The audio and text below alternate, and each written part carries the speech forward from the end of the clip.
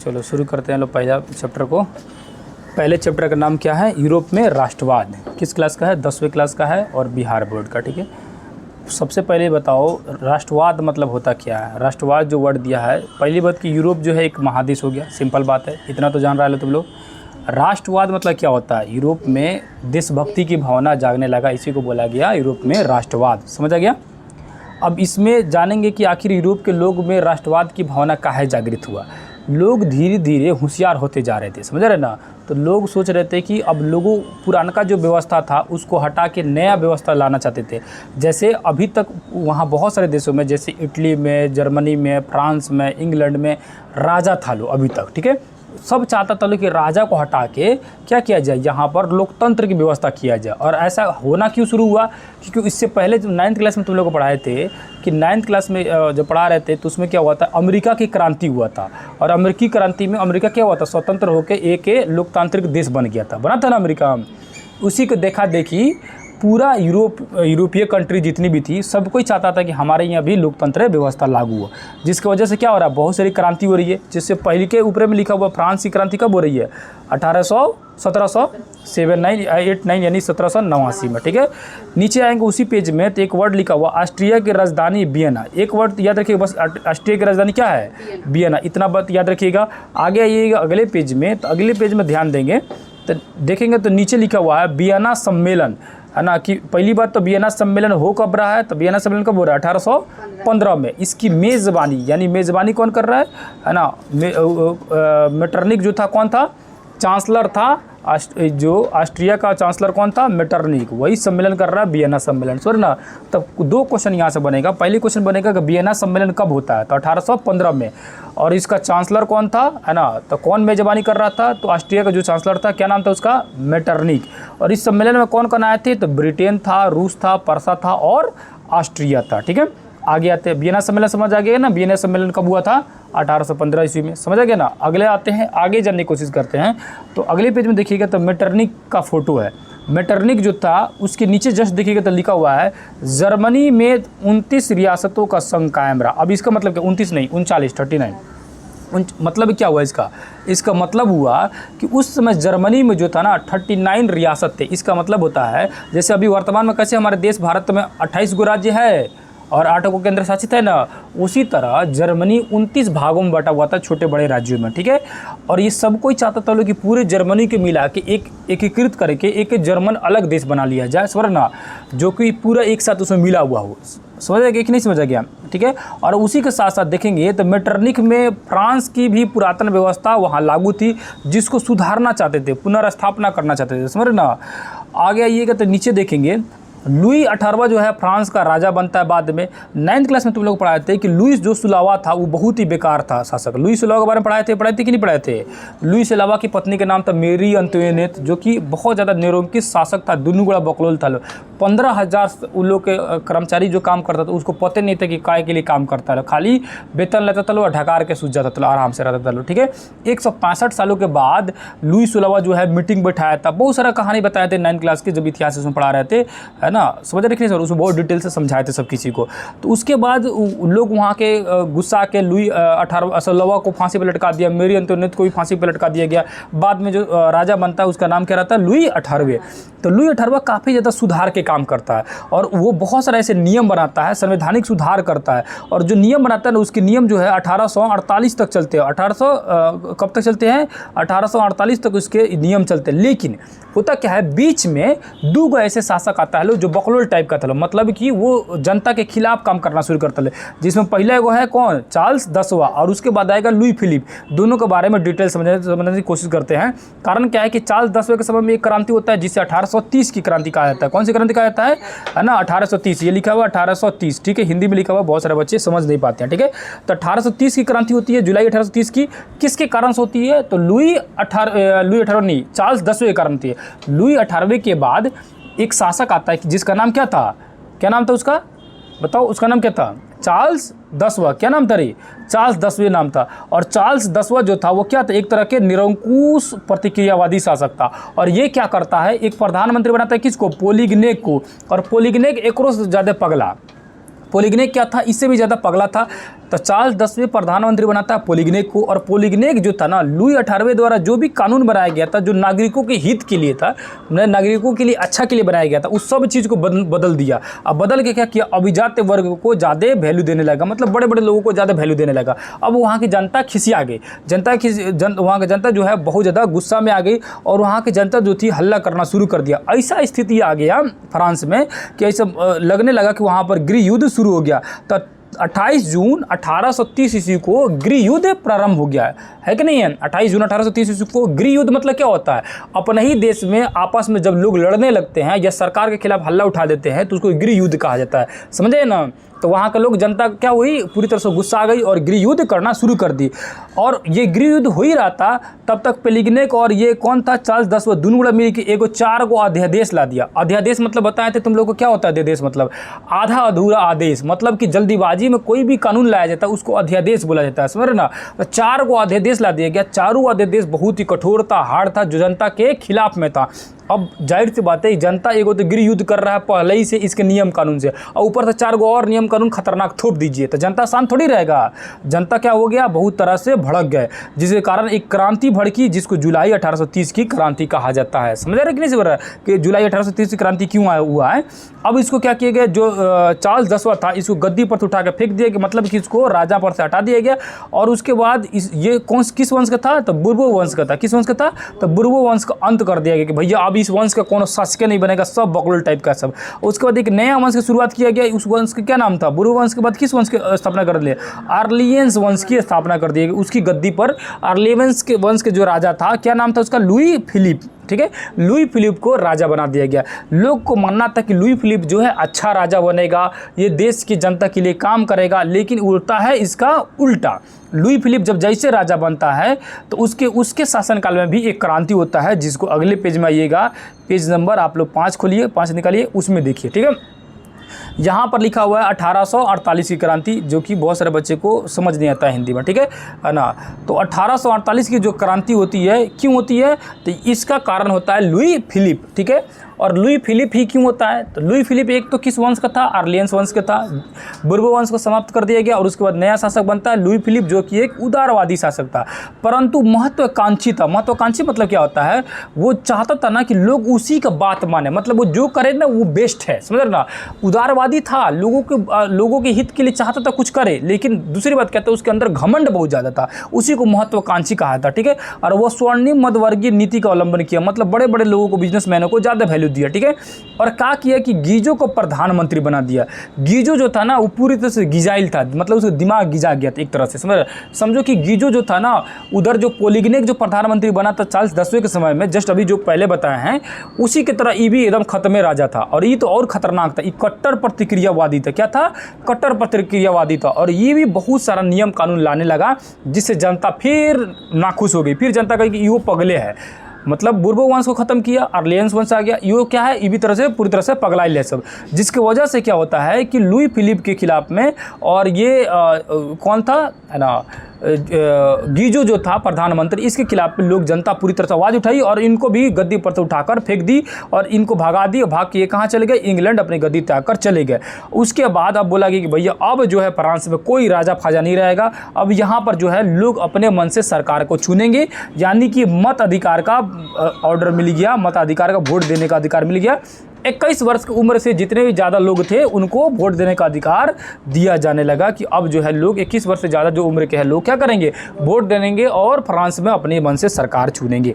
इस तरह से फ्रांस की हम लोग कहानी समझ लो कि फ्रांस का क्या हुआ, एकीकरण कैसे हुआ। कहानी फ्रांस एकीकरण समझ आया कि नहीं समझ आया, पूरी तरह से डिटेल समझ गया। अब आते हैं लोग दूसरा इटली के एकीकरण में। अब इटली के एकीकरण के बारे में समझना कोशिश करते हैं कि भैया इटली के एकीकरण जो है, कि इटली के सबसे पहले बताइए इटली की राजधानी कौन सी है। आप सभी को बताया हूँ, इटली की राजधानी बताओ कौन सा है। इटली की राजधानी रोम। क्या था, इटली की राजधानी था रोम, ठीक है। रोम पर किसका शासन था, पादरी लोगों का, पोपों का शासन था, है ना। आगे उसके बारे में डिटेल समझेंगे लोग। पेज नंबर आप आ जाइए लोग, किस पेज में है ये, 6 नंबर पेज में आइएगा। तो यहाँ देखिए लिखा हुआ है इसकी राजधानी रोम पर क्या थी, पोप का प्रभाव था। इसका मतलब क्या हुआ कि पोप मतलब होता पादरी, जैसे कैसे हिंदू में साधु होते हैं, मुस्लिम लोगों में मौलवी होते हैं, उसी तरह क्रिश्चियन में पोप और पादरियों को कहा जाता है, समझ रहा। तो वो पादरी लोग जो से धार्मिक गुरु होते हैं, उनका पूरी तरह से रोम पर कब्जा था, मतलब कि रोम एक तरह से धार्मिक क्षेत्र था, समझ रहा। और ये लोग इटली का एकीकरण में सबसे बड़े बाधा बन रहे थे। ऑस्ट्रिया के साथ साथ ये भी बाधा थे। बाद में जब आगे देखेंगे तो उसमें पता चलेगा कि ऑस्ट्रिया भी बाधा था और ये भी लोग बाधा थे। ये लोग चाहता था लोग कि धार्मिक आधार पर इटली का क्या हो, एकीकरण हो, समझ ना। और जो ऑस्ट्रिया जो था वो तो चाहता ही नहीं था कि इटली का एकीकरण हो, समझ रहे ना। अब आगे चलेंगे तो नेपोलियन का जो पतन होता है 1814 ईस्वी में, और वियना जो सम्मेलन होता है 1815 ईस्वी में, जो जस्ट अभी पढ़ के आए लो, ठीक है। उसके बाद पिडमॉन्ट और सार्डिनिया का एकीकरण करना शुरू कर दिया। पिडमॉन्ट और सार्डिनिया क्या था, इटली का 2 गो राज्य था, समझ ना। इसका एकीकरण करना शुरू कर दिया गया।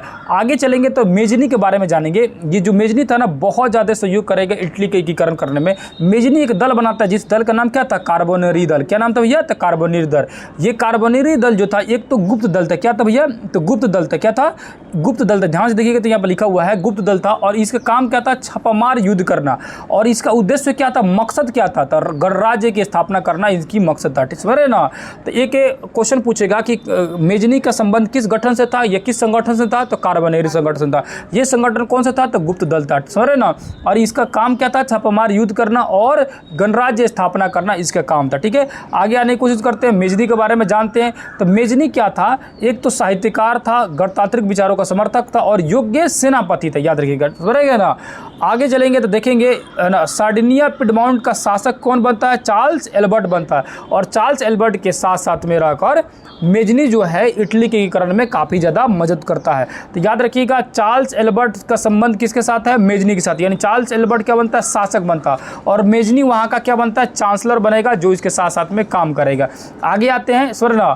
अब ये मेजनी का कहानी खत्म होता है और आगे समझते हैं किसके बारे में, द्वितीय चरण में जानने की कोशिश करते हैं कि द्वितीय चरण में कौन सहयोग करता है, ठीक है। अब जानते हैं हम लोग दूसरे चरण को। पहले चरण में कौन था, पहले चरण में था मेजनी था, और उसका जो शासक था कौन था, चार्ल्स एल्बर्ट था, ठीक है। अब दूसरे चरण में आते हैं। दूसरे चरण में देखते हैं तो दूसरे चरण में देखेंगे तो कौन बन जाता है, प्रधानमंत्री। तो ये विक्टर एमैनुअल शासक बनता है। कौन बनता है, विक्टर एमैनुअल क्या बनता है, शासक बनता है, ठीक है। विक्टर एमैनुअल बन जाता है शासक, और प्रधानमंत्री किसको बनाता है, काउंट काबूर को बनाता है। और इस दोनों का भी बहुत ज़्यादा भूमिका रहता है ना, बहुत ज़्यादा भूमिका रहता है किस में, इटली के एकीकरण में। पहला भूमिका था किसका, मेजनी का, और है ना चार्ल्स एल्बर्ट का। दूसरी भूमिका आता है किसका, विक्टर एमैनुअल और काउंट काबूर का, ठीक है। इसके बारे में जानते हैं कि काउंट काबूर कौन था। काउंट काबूर जो था ना, बहुत ज़बरदस्त आदमी था। ये एक तरह से समझ जाओ कि सफल कूटनीतिज्ञ और राष्ट्रवादी था, ठीक है। और सबसे ज़्यादा मदद यही करता है इटली के एकीकरण में। वो क्रीमिया का युद्ध होता है 1853 और 54 के बीच में, समझ ना। ये फ्रांस का युद्ध था क्रीमिया में, और ये बिना बतैले काउंट काबूर क्या था ना, फ्रांस की मदद कर देता है। मैंने फ्रांस बुलाया नहीं था कि मेरे यहाँ का मदद करो, फिर भी ज़बरदस्ती जाके फ्रांस का मदद कर देता है क्रीमिया के युद्ध में।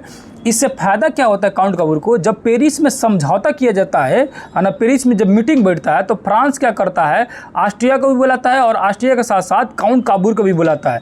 इससे काउंट काबूर को बुलाने से क्या हुआ, काउंट काबूर का वैल्यू बढ़ गया। और काउंट काबूर क्या किया, अपनी बात को वहाँ पर उस सम्मेलन में रखा, बोला कि भाई साहब हम चाहते हैं कि इटली के एकीकरण हो, और ऑस्ट्रिया महाराज जो है, ऑस्ट्रिया जो देश है, यहाँ का जो शासक है, हमको एकीकरण करने में क्या कर रहा है, मुश्किल खड़ा कर रहा है। इससे क्या हुआ कि एक तरह से वो अपनी समस्या को वो पूरे यूरोप में रख दिया, और पूरे यूरोप की जनता, पूरे यूरोप के लोग समझ गए, जान गए, ठीक है, कि ऑस्ट्रियाई लोग को डिस्टर्ब कर रहा है। और बातों बात में फ्रांस से काफ़ी ज़्यादा दोस्ती बढ़ गया इसका, काउंट काबूर का। और काउंट काबूर क्या किया, फ्रांस से क्या किया, एक समझौता कर लिया कि भाई साहब जब हम आपको ऑस्ट्रिया को जब मार के यहाँ से भगाएंगे अपने देश से, तो आप हमको मदद की दीजिएगा। तो फ्रांस बोला ठीक है, मदद करेंगे। जाहिर सी बात है, क्रीमिया युद्ध में फ्रांस का मदद जब किया था कौन, काउंट काबूर, तो ये भी मदद करबे करेगा। तो मदद के बहाने क्या किया, है ना, नेपोलियन जो तृतीय था, नेपोलियन तृतीय से संधि कर लिया, संधि करके समझौता करके उनसे बात कर लिया कि आप हमको मदद कीजिएगा। जिसका परिणाम होता, अगला पेज में देखिएगा, पेज नंबर आप लोग निकालिए, कितना पेज नंबर है, 9 नंबर पेज में, ठीक है। पेज नंबर 9 में देखिएगा तो वो क्या करता है, लड़ाई कर देता है किससे, किसके साथ लड़ाई कर देता है, किसके साथ, ऑस्ट्रिया के साथ लड़ाई कर देता है, और ऑस्ट्रिया के साथ लड़ाई करके झगड़ा जुड़ी करके, और वो चाहता था कि ऑस्ट्रिया के साथ लड़ाई हो, है ना, लड़ाई करके क्या करता है, कब्जा कर लेता है 2 जगहों पर। जगह का नाम था लombardy, है ना, लombardy और, है ना, लombardy और वेनेसिया, 2 जगहों पर कब्जा कर लेता है, लombardy और वेनेसिया पर कब्जा कर लेता है। जब ये देखता है नेपोलियन की भाई साहब ये तो काउंट कपूर बहुत तेज निकला, है ना, हमसे मदद लेके, है ना, और क्या किया कि ऑस्ट्रिया के जो जगह कब्जा किया हुआ था ऑस्ट्रिया उसको छुड़ा लिया।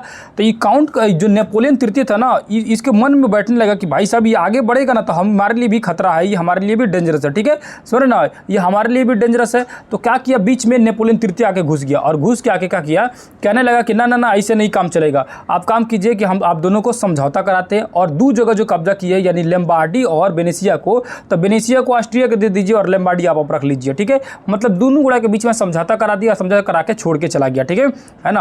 अब इस तरह क्या हुआ कि, है ना, 2 जगह कब्जा किया था काउंट काबूर, एक जगह उसको हाथ से छोड़ना पड़ा। इस तरह देखेंगे तो क्या हुआ कि जो काउंट काबूर जो था वो रोम पर कब्जा नहीं कर पाया था, और कुछ छोटे मोटे क्षेत्र पर नहीं कब्जा कर पाया था, और वेनेसिया पर कब्जा करने के बावजूद भी उसको वापस देना पड़ा। 2 जगह उसका छूट गया था, बाकी सारी जगहों पर लगभग जगहों पर कब्जा कर लिया था, और बाकी जगहों को कब्जा करके वो दे चुका था, किसको, विक्टर एमानुएल को दे चुका था, क्योंकि विक्टर एमानुएल का ही प्रधानमंत्री कौन था विक्टर एमानुएल का प्रधान, काउंट काबूर, सुनो ना। अब इसी बीच में गैरीबाल्डी का एंट्री होता है। गैरीबाल्डी पेशे से क्या था, नाविक था, और बहुत ज़बरदस्त आदमी था, पेशे से क्या था, एक नाविक था, ठीक है, और बहुत ज़बरदस्त आदमी था। ये जो देख रहा था ना कि मेजनी ने कोशिश किया था इटली की एकीकरण करने में, है ना, चार्ल्स एल्बर्ट किए थे, पहले कोशिश किए थे, अब जो है विक्टर एमानुएल, और कौन कौन कर रहा है कोशिश, अब जो कर रहा है विक्टर एमानुएल के साथ साथ ये काउंट काबूर। तो ये भी सोचा कि हम भी सहयोग करते इटली का एकीकरण किया जाए, क्योंकि ये भी चाहता था कि इटली का क्या हो, एकीकरण हो। एकीकरण मतलब होता है कि इटली एक हो जाए और यहाँ पर लोकतांत्रिक व्यवस्था लागू हो जाए, ठीक है। और उसी क्रम में क्या किया, ये 2 जो क्षेत्र था इटली का, सिसिली और नेपल्स पर आक्रमण किया और कब्जा कर लिया। कब्जा करने के बाद ऐसा सबको लगने लगा कि वहाँ पर शासन करेगा, लेकिन ऐसा इसका सोच नहीं था कि कब्जा करने के बाद किसको देना चाहता था, ये वापस किसको देना चाहता था, विक्टर एमानुएल को, जो शासक था उसको सौंप देना चाहता था, ठीक है। और ये क्या किया, बोला कि अब तो कब्जा कर ही लिए, अब हम चल रहे हैं किस पे आक्रमण करने के लिए। 1862 ईस्वी में सोचा कि हम रोम पर आक्रमण करते हैं और इसको कब्जा कर लेते हैं, लेकिन काबूर बोला कि नहीं, रोम पर अभी कब्जा मत करो, क्योंकि रोम जो है वो धार्मिक स्थल है और बात बिगड़ जाएगा, लोग वहां पर भड़क जाएंगे, अभी उसको छोड़ दो, बाद में उसको कब्जा किया जाएगा, ठीक है। लेकिन गैरीबाल्डी नहीं माना और चल दिया 1862 ईस्वी में कहां पर कब्जा करने के लिए, रोम पर कब्जा कर ले। बीच में काउंट काबूर उसको घेर लेता और काउंट काबूर को मनाने पर गैरीबाल्डी मान जाता है और वहां पर अपना योजना रोम पर आक्रमण करने की जो प्लान था वो छोड़ देता है। और 2 जो जगह कब्जा किया था सिसिली और नेपल्स, उसको क्या करता है गैरीबाल्डी, क्या करता है, दे देता है वापस, किसको दे देता है, विक्टर एमानुएल को दे देता है। जबकि विक्टर एमानुएल उसको बोलता है कि तुम वहाँ का राजा बन जाए, तुम वहाँ का शासक बन जाए। ये बोलते हैं ना, हम शासक बनने के लिए थोड़े किए हैं, तो फिर बात तो वही हो गया कि छोटे छोटे क्षेत्र कब्जा करके हम राजा बन जाए, आप राजा बन जाए, कोई राजा नहीं रहेगा, सबको मिलके इटली का एकीकरण किया जाए और इटली को स्वतंत्र कर दिया जाए, ठीक है। इस बात को भारत में भी हल्ला पहुंच गया कि भाई एक ऐसा शासक है जो कब्जा कर लिया था लेकिन राजा नहीं बना और उसको दे दिया, सौंप दिया, इसलिए कि इटली का एकीकरण किया जाए। ये बात भारत में पूरी तरह से फैल गया, बहुत लोग गैरीबाल्डी से प्रेरित हुए। लाला लाजपत राय जो भारत के बहुत बड़े स्वतंत्रता सेनानी थे, वो काफ़ी ज़्यादा प्रभावित हुआ और उनकी जीवनी को लिख डाला, स्वर्ण। लाला लाजपत राय जो पंजाब के रहने वाले थे, स्वर्ण, और पंजाब नेशनल बैंक की स्थापना भी की थी, याद रखिएगा लाला लाजपत राय के बारे में, ठीक है। पंजाब नेशनल बैंक की स्थापना यही किए थे। बाद में क्या होता है, काउंट काबूर का दुर्भाग्यवश क्या हो जाती है, 1862 ईस्वी में मृत्यु हो जाती है। तो काउंट काबूर जो था इटली के एकीकरण बेचारा नहीं देख पाता है, लेकिन हालांकि इटली के एकीकरण में मेजनी का, काबूर का, गैरीबाल्डी का और विक्टर एमानुएल, इन सभी शासकों का बहुत ज़्यादा क्या रहा, इनका सहयोग रहा, तब जाकर इटली का एकीकरण हुआ। अब इटली के एकीकरण भी समझ आ गया, आगे कि नहीं समझ आया, 2 का एकीकरण देख लिए, फ्रांस का, इटली का। अब आते हैं जर्मनी के बारे में समझते हैं। अब जर्मनी के एकीकरण क्या समझते हैं कि जर्मनी के एकीकरण में कौन बाधा था। जर्मनी के एकीकरण में भी कौन सा बाधा था, ऑस्ट्रिया था बाधा। आगे आने की कोशिश करते हैं। जर्मनी में एक शासक था जिसका नाम था क्या, शार्लमा का नेतृत्व में लगभग 800 ईस्वी के आसपास में ये काफ़ी दिनों तक शासन चला, ठीक है। उसके बाद देखेंगे तो जर्मनी जो था ना वो 300 छोटे बड़े राज्यों में बटा हुआ था। ये तो और इसका हालत खराब था, छोटे छोटे बहुत सारे अपना राज्य थे। उत्तर साइड में प्रोटेस्टेंट मतावलंबी की थी, जैसे कैसे जात धर्म होता है, अलग अलग धर्म वाला होता है, जैसे मुस्लिम में शिया सुन्नी होता है, उसी तरह क्रिश्चियन में, है ना, प्रोटेस्टेंट थे उत्तर साइड में, और दक्षिण साइड में कैथोलिक लोगों की ज़्यादा बहुलता थी, यहाँ पर ज़्यादा लोग थे। एक और चीज़ याद रखिएगा, यहाँ के संसद को, संसद मतलब संसद भवन को, पार्लियामेंट को डायट कहा जाता है। जर्मनी के संसद भवन को क्या बोला जाता है, डाइट कहा जाता है। डाइट देखिएगा ध्यान से, उसमें लिखा हुआ है, ठीक है। तो वहाँ पर दो धर्म ज़्यादा विकसित थे, एक तो प्रोटेस्टेंट और दूसरा कैथोलिक, ठीक है। याद रखिएगा दोनों बात को, आप ध्यान से आप उसको नोट करके लोड कर लीजिएगा दिमाग में, ठीक है। 1806 ईस्वी में देखेंगे तो 1806 ईस्वी में क्या होता है, जर्मन प्रदेशों को जीतकर राइन संघ का निर्माण होता है। अब ये राइन संघ की स्थापना हो रही है कब है, 1806 ईस्वी में, याद रखिएगा, ठीक है। आगे आएंगे तो आगे जानने की कोशिश करेंगे। तो एक तो ये एंडर्ट, जैकब ग्रीम आदि जो राष्ट्रवाद का भावना बढ़ाते हैं, और हीगल भी जो था एक ऐतिहासिक द्वंद्ववाद था, और ये भी क्या कर रहा था, जर्मनी में राष्ट्रवाद की भावना को बढ़ाने की कोशिश कर रहा था। बाद में पर्सा का चांसलर कौन बनता है, बिस्मार्क बनता है। कौन बनता है, जो हीगल के विचारों से काफ़ी ज़्यादा प्रभावित है, ठीक है, काफ़ी ज़्यादा प्रभावित था। और यहाँ पर बहुत ज़्यादा इंपॉर्टेंट है, शिक्षक और विद्यार्थी मिलकर यानी टीचर और स्टूडेंट मिलकर एक नया संगठन बनाते हैं जिसका नाम क्या रहता है, ब्रुसेनसेफ्ट नामक सभा की स्थापना करते हैं, ठीक है, समझ रहे ना। और बाइमर राज्य का येना विश्वविद्यालय में इस संगठन का केंद्र बनाते हैं, समझ रहे ना। मतलब एक ग्रुप बनता है, तो सिर्फ याद रखना है टीचर और विद्यार्थियों के बीच के साथ मिलकर एक ग्रुप बनता है। उस ग्रुप का क्या नाम था, तो याद रखिएगा दोनों ग्रुप का क्या नाम था, तो ब्रुसेनसेफ्ट नाम था, ठीक है। आगे आएंगे तो देखेंगे पर्सा में ही 1834 के आसपास में जर्मन के व्यापारियों ने मिलकर एक ग्रुप बनाया जिसका नाम क्या रखा, जालबेरिन नामक आर्थिक संघ का स्थापना किया। तो एक जालबेरिन संगठन बनता है, कौन बनाता है, व्यापारी बनाते हैं। और यहाँ पर ब्रुसेनसेफ्ट बनाता है कौन, शिक्षक और विद्यार्थी मिलकर बनाते हैं, ठीक है। आगे आते हैं, ये सब ये जर्मनी के एकीकरण में काफ़ी सहयोग करेंगे। आगे आते हैं तो 1848 ईस्वी में जो क्रांति हुआ था, कहाँ क्रांति हुआ था, फ्रांस में क्रांति हुआ था। क्यों हुआ था, आप लोगों को पीछे बता चुके, गीजो की वजह से हुआ था, है कि नहीं है, गीजो को होता, ठीक है। उस समय मैटरनी का युग का अंत हो गया था। ये काफ़ी चर्चा हुई थी बहुत सारी जगहों पर, जिसकी वजह से क्या हुआ कि जर्मनी के एकीकरण में काफ़ी सहयोग मिला, और जर्मनी का अंततः लास्ट में क्या हुआ, इसका एकीकरण किया गया। और उसके बाद महान कूटनीतिज्ञ बिस्मार्क ने अपना चांसलर को नियुक्त कर दिएगा, ठीक है। किसको नियुक्त किया गया था, विलियम को, ठीक है। आगे आते अब जानते हैं कि बिस्मार्क कौन था, ठीक है। बिस्मार्क को चांसलर नियुक्त किया जा रहा है, तो बिस्मार्क था कौन, ठीक है। तो बिस्मार्क के बारे में जानेंगे। तो बिस्मार्क जो है, बिस्मार्क से काफ़ी ज़्यादा फेमस क्वेश्चन है, कई बार पूछता है, रक्त और लौ की नीति किसने लाया था, किसने लाया था भैया, तो बिस्मार्क ने लाया था, ठीक है।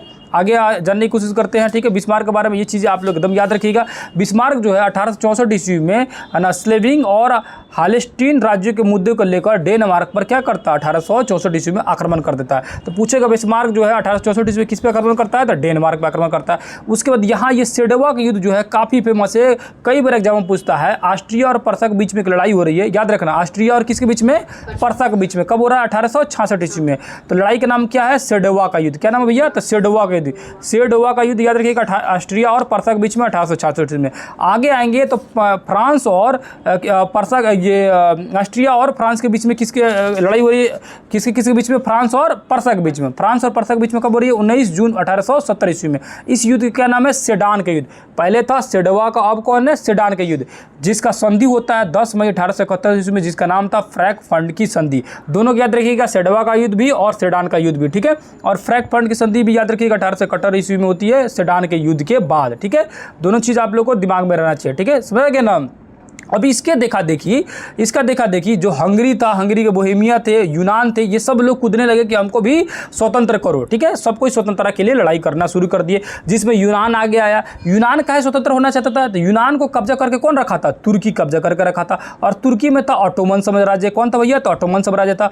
और तुर्की, यूनान चाहता था कि हमको भी स्वतंत्र कर दिया जाए, और इसने हल्ला करना शुरू किया कि भैया हमको भी आज़ाद कीजिए। जिसका परिणाम क्या हुआ कि बहुत सारे लोग यूनान के सपोर्ट में आ जाए, क्योंकि यूनान जो था ना, ईसाइयों का गढ़ था, और इसको आज़ाद करने के लिए इंग्लैंड, रूस, फ्रांस सब एक साथ मिल जाएगा। लोग देखो आगे समझेंगे लोग। और इसको आज़ाद करने के लिए बहुत सारे लोग अपना कोशिश की। जैसे देखेंगे तो एक महान कवि था इंग्लैंड का, जिसका नाम था लॉर्ड बायरन, जो यूनान का स्वतंत्र करने के लिए क्या हो गया, शहीद हो गया। काफ़ी ज़्यादा फेमस है, क्वेश्चन पूछता है कि कौन सा कवि था जो यूनान को स्वतंत्र करने के लिए फेमस हो गया था। कहाँ कवि था, इंग्लैंड का, नाम क्या था, लॉर्ड बायरन, ठीक है।